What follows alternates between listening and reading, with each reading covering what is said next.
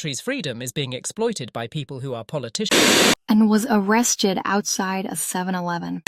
Welcome back to True Crime TV. Today we're going to be talking about John Gotti and the assassination of Paul Castellano.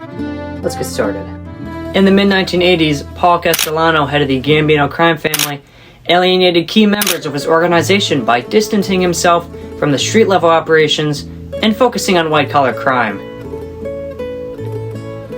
This created a rift with the underboss, John Gotti, who saw Castellano's leadership as weak and outdated. Gotti, frustrated by Castellano's growing suspicion of his involvement in the drug dealing, began planning his assassination. On December 16, 1985, Gotti and his associates executed their plan outside Sparks Steakhouse in Manhattan. As Castellano and his bodyguard, Tommy Bellotti, stepped out of their car, Gotti's gunmen opened fire, killing both men instantly. The assassination sent shockwaves through the underworld and marked the beginning of John Gotti's rise to power. However, this brazen public hit drew unprecedented attention from law enforcement, eventually leading to Gotti's own downfall. While the killing solidified his position as the new boss of the Gambino crime family, it also set in motion the events that would lead to his arrest and conviction just a few years later.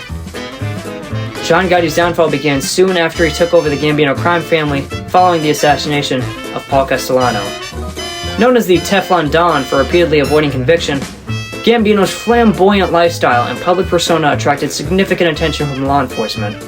Despite numerous charges over the years, he evaded conviction through witness intimidation and jury tampering. However, the FBI's relentless efforts, coupled with the RICO Act, eventually led to his arrest later in 1990.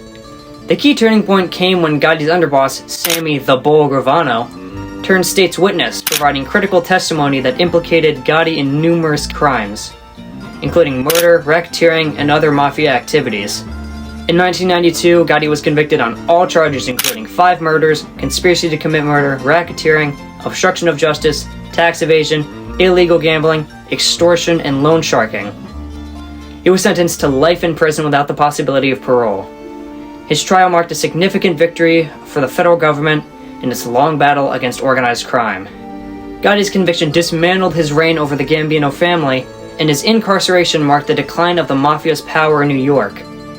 While in prison, Gotti maintained a degree of influence, but he ultimately died of cancer in 2002, marking the end of an era for organized crime in America. Unfortunately, that's all the time we have today for True Crime TV, but thanks for tuning in. See you next time.